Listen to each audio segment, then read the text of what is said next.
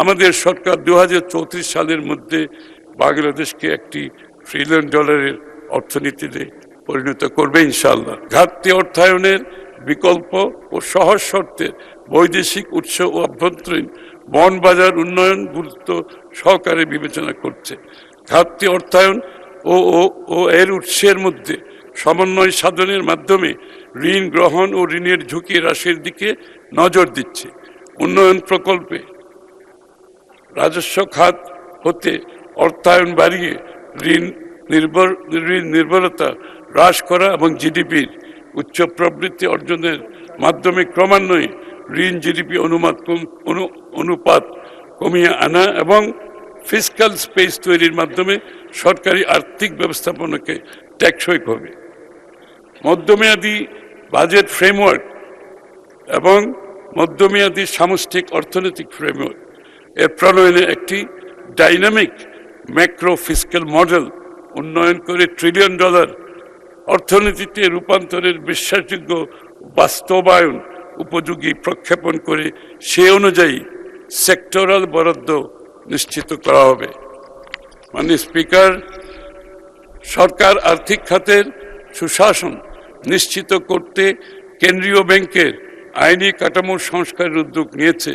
বাণিজ্যিক ব্যাংকের ব্যবস্থাপনা উন্নত করতে প্রয়োজনীয় পদক্ষেপ গ্রহণ করা হচ্ছে। আমরা দায়িত্ব নেওয়ার পরপরই লক্ষ্য করেছি যে ব্যাংকিং খাতে মূলধন ঘাটতি পূরণে শক্ত পদক্ষেপ প্রয়োজন। আমরা ব্যাংকিং খাতে সুশাসন ফিরিয়ে আনতে বদ্ধপরিকর, যা 2005-06 অর্থবছরে বিদ্যমান ছিল। মাননীয় স্পিকার, আমাদের শেষ সরকারের সময় আমাদের বর্তমান লক্ষ্য হলো মূল্যস্ফীতি নিয়ন্ত্রণ, মূল্যস্ফীতি 5 থেকে 6% নামিয়ে আনা, যাতে সাধারণ মানুষের জীবনযাপন সহজতর হয়। রাজস্ব সংস্কার, আমরা করজাল বৃদ্ধি, কর ব্যবস্থাপনাকে আধুনিকায়ন, অটোমেশন করছি যাতে ঋণের নির্ভরতা কমে। পাশাপাশি রাজস্ব জিডিপি অনুপাত লক্ষ্যমাত্রা 15% অর্জিত হয়। পাচার হওয়া অর্থ ফিরিয়ে আনা, আমরা ইতিমধ্যে আন্তর্জাতিক সংস্থাগুলোর সাথে যোগাযোগ শুরু রেখেছি, এই কাজ এগিয়ে চলছে। বিনিয়োগ বান্ধব পরিবেশ, আমরা এসএমই খাতকে গুরুত্ব দিচ্ছি এবং প্রকৃত জিডিপি বাড়াবে এবং উদ্যোক্তা ও কর্মসংস্থান সৃষ্টি করবে। এটি করা হবে ব্যবসা বান্ধব পরিবেশ সৃষ্টি, ঋণ প্রাপ্তি সহজীকরণ এবং সহনীয় হারে ঋণ প্রদানের মাধ্যমে। সামাজিক সুরক্ষা, শিক্ষা, স্বাস্থ্যসহ মানব সম্পদ উন্নয়ন খাতে ব্যয় বৃদ্ধি ও সামাজিক সুরক্ষার দক্ষ সম্প্রসারণ। মাননীয় স্পিকার, মূলধন গঠনে ব্যাংকিং খাতের পরিবর্তে পুঁজিবাজারকে গুরুত্ব দিয়ে প্রয়োজনীয় কাঠামোগত সংস্কারের বিষয়ে আমরা নির্বাচনী ইশতেহারে স্পষ্টভাবে দিক নির্দেশনা দিয়েছি, যা বাস্তবায়নে উদ্যোগ ইতিমধ্যে নেওয়া হচ্ছে। পুঁজিবাজারে বিনিয়োগকারীদের হারানো আস্থা ফিরিয়ে আনতে বিসিককে প্রকৃত স্বাধীনতা দেওয়া হবে, বাজার কারসাজির বিরুদ্ধে কঠোর আইনি ব্যবস্থা নেওয়া হবে এবং গত 15 বছরে অনিয়ম তদন্তে বিশেষ কমিশন গঠন হবে। পাশাপাশি কর্পোরেট বন্ড, সূচক, গ্রিন বন্ড চালু করে আরও অনেকগুলো প্রোডাক্ট আছে, পুঁজিবাজারকে বহুমাত্রিক করা হবে। বিনিয়োগ, উৎপাদন, কর্মসংস্থান, ভোগ ও রাজস্বের স্বাভাবিক চক্রকে সচল করার মাধ্যমে আমাদের সরকার 2034 সালের মধ্যে বাংলাদেশকে একটি $1 ট্রিলিয়ন অর্থনীতিতে পরিণত করবে ইনশাআল্লাহ। মধ্যপ্রাচ্য, যুদ্ধ এবং আমাদের অর্থনৈতিক চ্যালেঞ্জ। মাননীয় স্পিকার, এখানে একটি বাস্তবতার কথা মহান সংসদের মাধ্যমে জনসাধারণকে জানানো প্রয়োজন। আমরা দায়িত্ব গ্রহণের মাত্র 10 দিনের মধ্যে মধ্যপ্রাচ্যে ইরান ইসরায়েল যুদ্ধ শুরু হয়েছে, যা বৈশ্বিক জ্বালানি বাজার সরবরাহ শৃঙ্খল এবং আন্তর্জাতিক বাণিজ্যে নতুন অনিশ্চয়তা তৈরি করেছে। জ্বালানি তেল ও এলএনজির মূল্য আন্তর্জাতিক বাজারে দ্বিগুণের বেশি বৃদ্ধি পেয়েছে। এর প্রভাবে সরকারকে চলতি অর্থ বছরের মার্চ-জুন সময়ে বিদ্যুৎ, জ্বালানি, এলএনজিতে নির্ধারিত ভর্তুকির অতিরিক্ত, আমি রিপিট করছি, নির্ধারিত ভর্তুকির অতিরিক্ত আরও প্রায় 36,000 কোটি টাকা প্রদান করতে হবে মাননীয় স্পিকার। এটি একদিকে যেমন সরকারের বাজেট ঘাটতি বাড়ানোর সম্ভাবনার দিকে যাবে, অন্যদিকে সমপরিমাণ প্রায় 3 বিলিয়ন মার্কিন ডলারের আমদানি মূল্য পরিশোধে বৈদেশিক মুদ্রা রিজার্ভের উপর প্রভাব ফেলবে।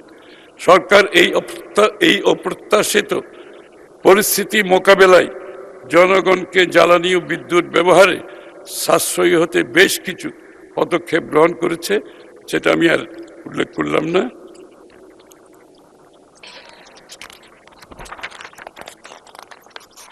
একটি আমদানি নির্ভর অর্থনীতি হিসাবে বাংলাদেশ এই ভূ রাজনৈতিক বাস্তবতার বাইরে নয় মাননীয় স্পিকার।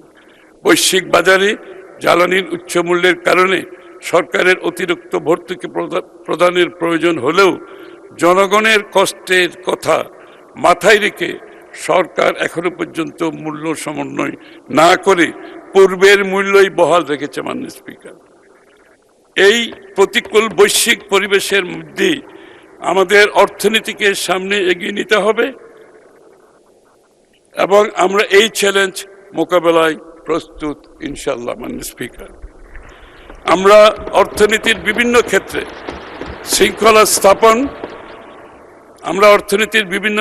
শৃঙ্খলা স্থাপন নানামুখী চাপ মোকাবেলা করে 2026-27 অর্থবছর বাজেট প্রণয়নের কাজ হাতে নিয়েছি।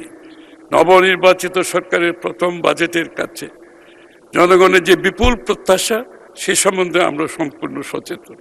অন্যদিকে জনগণ উত্তরাধিকার হিসেবে পাওয়া বিভিন্ন সমস্যার কারণে আমাদের সীমাবদ্ধতা বিবেচনায় রাখবেন, এটাও আমরা আশা করি মাননীয় স্পিকার। আমাদের এবারের লক্ষ্য কেবল প্রবৃদ্ধি নয়, বরং একটি টেকসই, স্বচ্ছ, অন্তর্ভুক্তিমূলক অর্থনীতি গড়ে তোলা। মাননীয় স্পিকার, শহীদ রাষ্ট্রপতি জিয়া রহমানের হাত ধরে জনগণের প্রত্যাশা পূরণের প্ল্যাটফর্ম হিসাবে জনমানুষের দল বাংলাদেশ জাতীয়তাবাদী দল এদেশে বহুদলীয় গণতন্ত্রের প্রবর্তন করে এবং অর্থনৈতিক মুক্তির পথে যাত্রা শুরু করে। অতঃপর আপসহীন দেশনেত্রী বেগম খালেদা জিয়া এক ভঙ্গুর অর্থনীতিতে প্রাণ সঞ্চার করে গার্মেন্ট শিল্পের বিকাশ, বৈদেশিক শ্রমবাজারে বাংলাদেশের বিস্তৃতি, মধ্যবিত্তের বিকাশ ঘটিয়ে দীর্ঘমেয়াদী প্রবৃদ্ধির পথ পরিক্রমার সূচনা করেছিলেন। ভ্যাট ব্যবস্থার প্রবর্তন, শুল্ক ও আমদানি কাঠামোর আধুনিকায়ন, বেসরকারি বিনিয়োগ বান্ধব নীতির মাধ্যমে তিনি অর্থনীতির ভিত্তি সুদৃঢ় করেছিলেন। সেই ঐতিহ্য অভিজ্ঞতার উত্তরাধিকার ধারণ করে আমরা আজ আবার বাংলাদেশের অর্থনীতিকে একটি প্রগ্রেসিভ অর্থনৈতিক অন্তর্ভুক্তিমূলক টেকসই পথে পরিচালিত করতে দৃঢ় প্রতিজ্ঞ মাননীয় স্পিকার।